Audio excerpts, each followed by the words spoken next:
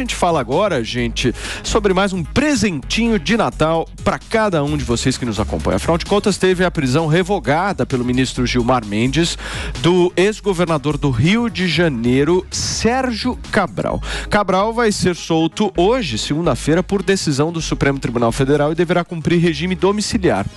Sérgio Cabral, para quem não se lembra, foi alvo da Operação Lava Jato em 2016 por suspeita de corrupção e lavagem de dinheiro e condenado a mais de 400 anos de prisão.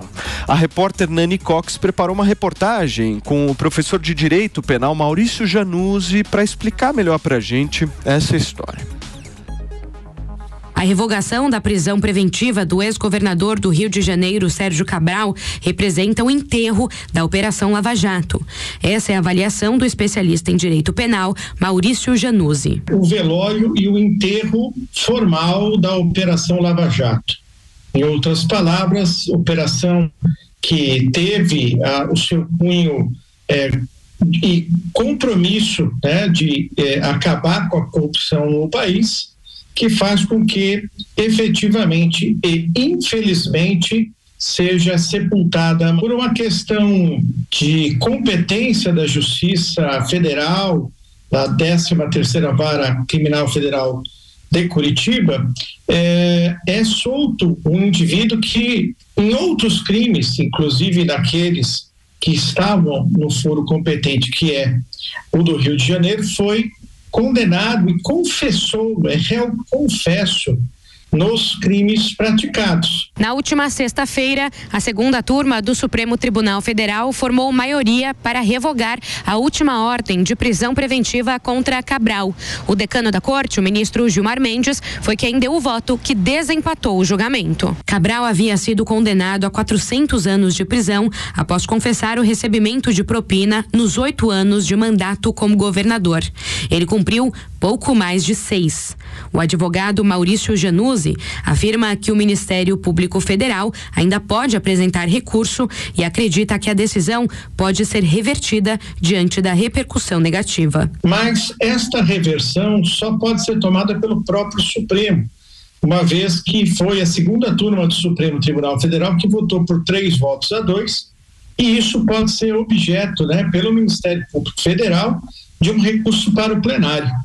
Ocorre, porém, que nós vamos entrar num período ruim para o Poder Judiciário e para a sociedade, que é o período de recesso, em que o Supremo Tribunal Federal, então, só volta a se reunir em fevereiro com os seus 11 ministros. E até lá, então, a impunidade desse senhor será, logicamente, objeto, de repugnância e indignação por grande parte daqueles homens de bem e daquelas pessoas que efetivamente acreditam na justiça. Para o doutor Januzzi, a revogação da prisão preventiva de Sérgio Cabral passa uma mensagem prejudicial para a população. Isto representa um retrocesso que culminou com a eleição do presidente Lula, dizendo e dando a mensagem às pessoas que o crime compensa. Pode ser até legal, porque foi uma decisão judicial por 3-2, mas ela é, no mínimo, imoral a uma pessoa que tem pena de 400 anos para ser cumprida. Muito bem, turma, são 10h38 e para vocês que por um acaso chegaram agora, a gente está conversando um pouco aqui, acompanhamos a reportagem que explicou melhor a soltura do ex-governador do estado do Rio de Janeiro, Sérgio Cabral, que acontecerá hoje. E para falar disso eu vou diretamente para o Rio de Janeiro. O nosso Rodrigo Viga já está lá pronto, preparado para contar um pouquinho para a gente como é que vai ser, se já foi e como é que está a repercussão, né, Viga? Bom dia. Tudo bem, Paulo? Bom dia para você, para a turma toda do Morning Show. Sempre um prazer falar com você. Estava com saudade dessa chance, dessa oportunidade. O Cabral está preso aqui, nesse batalhão da Polícia Militar, que fica em Niterói, na região metropolitana, aguardando só aquela burocracia que hoje é eletrônica, não é mais física, porque a decisão da segunda turma aconteceu na sexta-feira à noite. como logo em seguida vinha o final de semana, a comunicação oficial da segunda turma para a Justiça do Paraná, porque o mandado de prisão que estava de pé até sexta-feira era um expedido ainda pelo ex-juiz, ex-ministro, agora senador eleito, Sérgio Moro. Então, há essa comunicação nesta segunda-feira. Um advogado chegando aqui agora para o presídio de Niterói, na região metropolitana. Essa comunicação nessa segunda-feira para a Justiça do Paraná, eletronicamente, que depois entra em contato com a Justiça do Rio de Janeiro para a expedição do alvará de soltura, vem até aqui um oficial de justiça, faz toda aquela comunicação burocrática e a expectativa, viu, meu caro Paulo, vi espectadores internautas da Jovem Pan, aí a imagem do Gilmar Mendes, que foi quem deu o voto final, aquele que sentenciou, né, a soltura de Sérgio Cabral Filho. Esse movimento de expectativa é para que Sérgio Cabral Filho deixe aqui a unidade em Niterói, na região metropolitana, na parte da tarde, talvez no iniciozinho da noite. Ou seja, a decisão foi tomada na sexta, mas ele só deve sair daqui desse presídio no fim da tarde, talvez início da noite. Aqui, Sérgio Cabral vai para um apartamento, a parte hotel, que fica em Copacabana, na zona sul da capital, pertence a uma ex-esposa dele, a mesma mulher dele, 80 metros quadrados, mas num bairro nobre, Copacabana, zona sul do Rio de Janeiro, vai ficar monitorado eletronicamente por uma tornozeleira e precisa ficar em prisão domiciliar. Inclusive, a expectativa é que haja uma espécie de recepção a Sérgio Cabral neste apartamento, ele não pode ter contato com outros investigados nesse mesmo processo e que Sérgio Cabral Filho possa passar o primeiro Natal ao lado da família, algo que não acontece desde 2015, porque em novembro de 2016 ele foi preso, rodou por várias unidades, por vários presídios, até chegar aqui esse ano no Batalhão Especial Prisional em Niterói, na região metropolitana. Agora, você me perguntava sobre a percepção, né, a variação das pessoas com relação à soltura de Sérgio Cabral. O clima aqui do lado de fora é de indignação. Tem até o Elias, estava paramentado até bem pouco tempo. Mostra a faixa pra gente lá, Elias. O Elias está fazendo um protesto relativamente solitário aqui em frente a essa unidade prisional e ele traz aqui uma mensagem que diz o seguinte, chega um pouquinho para trás para a gente conseguir ver, Elias. Vamos lá. O cidadão nunca encontra justiça em um país onde criminosos políticos fazem a lei. Hashtag rachadinha, hashtag petrolão, hashtag nepotismo, hashtag mensalão. Chega aqui, Elias, rapidamente, para baixar a faixa. Você é pai de família, pai de 3 filhos, comerciante, e veio aqui voluntariamente para esse manifesto, né? Porque que enquanto a reforma política vai ser essa politicagem aí direto. E, o parlamentar custa muito caro para o contribuinte. São 513 parlamentares. Eu não sei hoje qual é a mentalidade política do eleitor. Eu queria saber para o cientista político para descobrir qual é a mentalidade hoje política do eleitor que vota aí nesse pessoal aí. Da esquerda, da direita, do centrão. Para mim, ele é quadrilhas. Uma pessoa, só para a gente finalizar, Paula, para o leigo, que é o cidadão comum, como é que o leigo recebe essa informação de que uma pessoa condenada a mais de 400 anos, daqui a pouco vai estar saindo dali daquele portão que você está fazendo protesto? Porque quem fez a lei foi os parlamentares, eles estão cheios de inquérito. Então essas leis aí que está soltando hoje Sérgio Cabral, quem fez foi senador e deputado. Foi lá em Brasília, que está soltando ele aí. Então a lei que está aí, quem fez? Foi os deputados. Quem é culpado? É os deputados. Aí parece que é o juiz, eles têm culpa também. Agora, que são os deputados que fazem essas leis aí cheias de remendo, Toda hora muda uma lei, aí é sacanagem, tá de sacanagem. Valeu, Elias. Aí o Elias tá indignado, tá revoltado, ele é comerciante, ele tá cheio de conta para pagar, tá cheio de passivo, cheio de imposto, e de certa forma tá inconformado com o fato de o Sérgio Cabral, condenado a mais de 400 anos de prisão, réu em mais de 20 processos, agora vai poder passar as festas final de ano em casa, em prisão domiciliar. E muita gente coloca em dúvida, né, o real monitoramento de quem está em prisão domiciliar, seja no Rio de Janeiro ou em qualquer outro lugar do país. Paulo. Tá aí o nosso Rodrigo Viga e principalmente o querido Elias, que participou aqui com a gente. O Viga entrevistou esse morador da cidade do Rio de Janeiro, absolutamente indignado, como não só o Elias, né, gente, mas acho que todos os brasileiros. O Elias representou bem aí a indignação de vários dos nossos ouvintes que não conseguem entender o que efetivamente acontece com a justiça brasileira. Muito obrigado, viu, Viga? Um abração para você e volto sempre aqui. Qualquer novidade aí, se o Cabral sair, você aciona a gente por aqui que a gente transmite ao vivo. Obrigado, Viga. Valeu. Prazer estar com vocês aí. Bom dia. Gente, vamos conversar um pouquinho com o Conradex. Conradão, deixa eu te fazer algumas perguntas aqui, buscando até, enfim, a gente entender um pouco, né? Eu, nesse final de semana, fui num casamento no sábado. Era um casamento de um amigo meu que é advogado e tal, e aí tinham vários juristas, advogados também, Paulinha. E aí entrou nessa história do Cabral. E aí os advogados, né, a parte mais burocrática, mais jurídica, argumenta da seguinte maneira: não, mas o Cabral foi solto, mas ele estava há 6 anos em prisão, como é que chama essa prisão? Preventiva. Em prisão preventiva. Só que o meu ponto é o seguinte: independente se for preventiva, se não for preventiva, se for independente... Então, mas vamos pensar junto aqui. Eu entendo essa questão burocrática, mas o cara tem 400 anos de pena, Conrado. 400 anos de pena. Aí eu fui dar uma olhada, o que o cara vai poder fazer? Então, beleza, ele foi liberado, ele tem 400 anos de pena. E o que ele vai poder fazer na casa dele? Ele vai ter que usar a tornozeleira eletrônica, ele pode receber visitas, ele pode usar redes sociais. Se ele quiser usar redes sociais, absolutamente ele está liberado. Se ele quiser voltar a ser político, ele ainda tem uma perspectiva, porque o processo dele não foi transitado em julgado, então ele não perdeu. Olha, vejam só que coisa louca isso. Ele não perdeu ainda os direitos políticos, gente. Tu tem um presidente eleito nas mesmas condições. Ele não perdeu os direitos políticos dele. Então, meu ponto é o seguinte: me explica essa história. Me explica, por favor, Conradão, porque é muito difícil de entender, cara. Cara, quando eu vejo esse senhor Elias ali, dá vontade de chorar. Porque eu me sinto um Elias aqui falando, que bom que eu tenho um canal aqui para poder falar com vocês, porque eu também tenho um outro problema na vida, que é só um cara tentar ser sempre o mais justo, né, e o mais coerente. Meus amigos, o Sérgio Cabral, ele tem 35 processos que ele é réu. Desses 35, em 23, ele já foi condenado. Condenado, réu confesso e réu que fez delações. Só que o problema do Brasil... e ele foi condenado em algumas instâncias. Só que o problema do Brasil é que a gente não tem mais a condenação em segunda instância. Agora, tudo tem que ser recorrido até o STF. Ou seja, todas essas condenações dele não tem trânsito em julgado.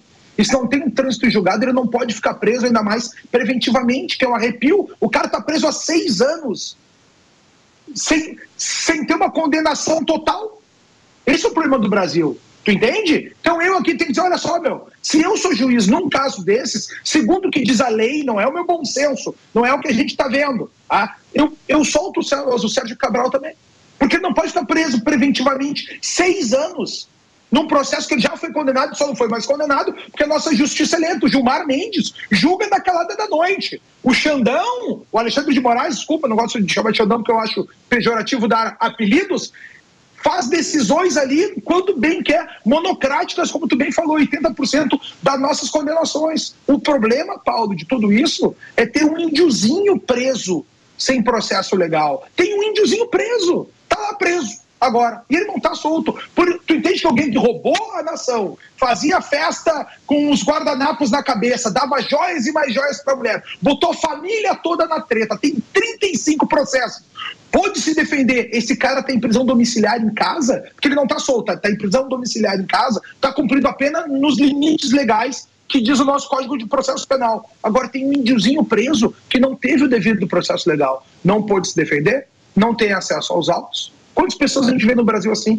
Esse é o problema do que a gente está vivendo. Essa é a grande tristeza. Eu fico em choque quando a gente não tem essa prisão em segunda instância, porque, cara, a Operação Lava Jato foi que salvou o Brasil, Paulo. Lá em 2013, a partir dela a gente começou a discutir política. A partir dela, tu viu dúvida. Uma presença...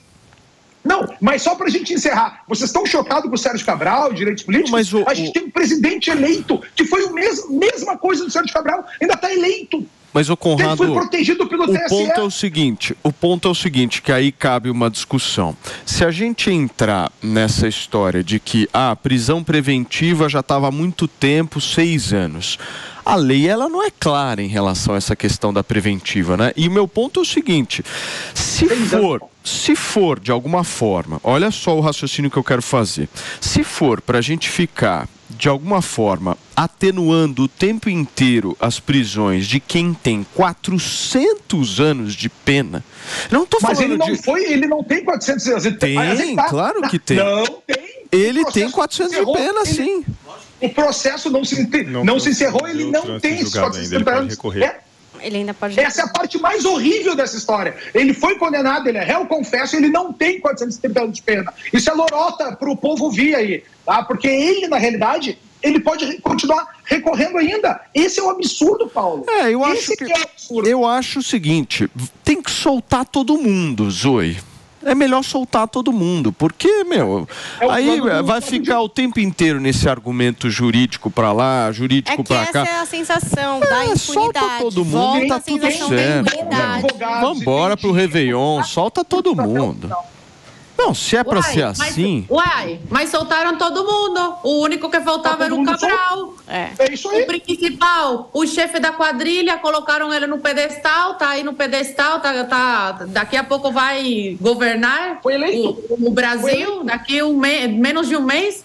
Então, soltaram todo mundo. Agora, o que eles estão fazendo é prender cidadãos de bem. Já que eles não têm como prender os corruptos, soltaram todos os corruptos, a diversão tem que ser de outra forma. E o engraçado é que o Gilmar Mendes, no livro de Direito Constitucional dele, que eu citei semana passada, junto com o Alexandre de Moraes, o Gilmar defendia a condenação após a prisão após condenação em segunda instância. E agora, nos votos dele na Suprema Corte, ele votou diferente, ele é contra. Só que no livro de constitucional dele, ele é a favor. Por isso que eu sempre pergunto, e aí? É para queimar? É para jogar fora? É para fazer o que com esse livro? Porque não está servindo mais de nada? Gente, uma notícia agora que saiu há pouco e já está ganhando repercussão. A Polícia Federal prendeu o pastor bolsonarista, alvo de ação de Moraes por atos golpistas. Já está tomando conta aí dos veículos de comunicação essa notícia. Então, o que espanta é que pastor,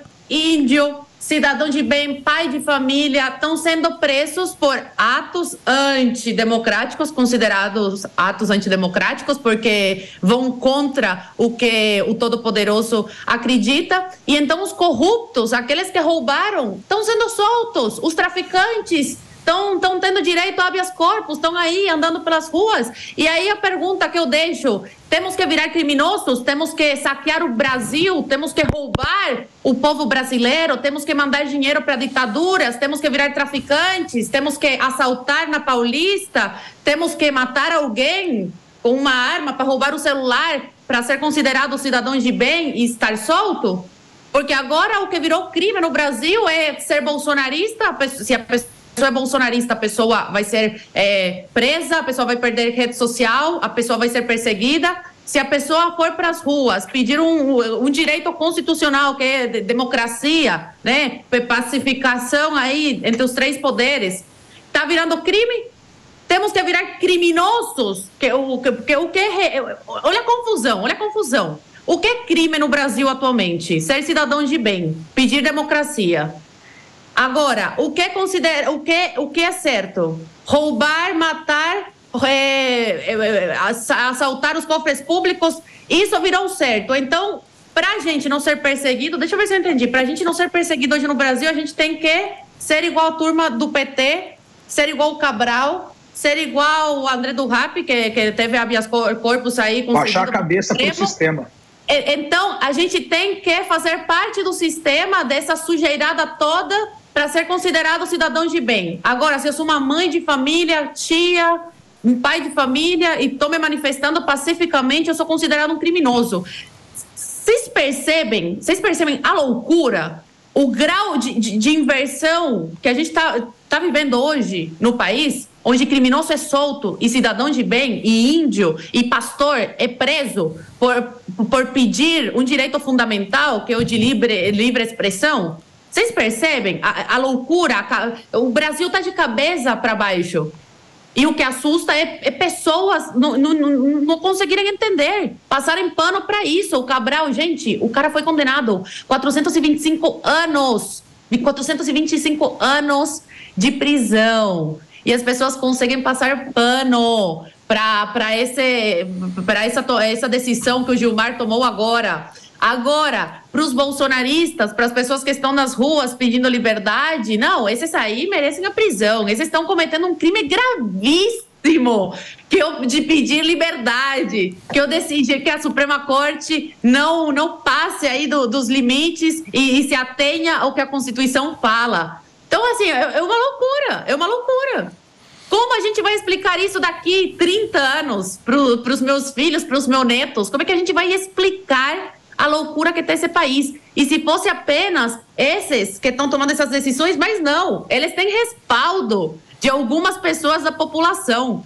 Como a gente vai explicar isso daqui 30 anos? Explicar que tem pessoas, tem cidadãos brasileiros que conseguem passar pano para o que a Suprema Corte está fazendo. Não dá para entender. Porque pior que eles é quem passa pano para isso, gente.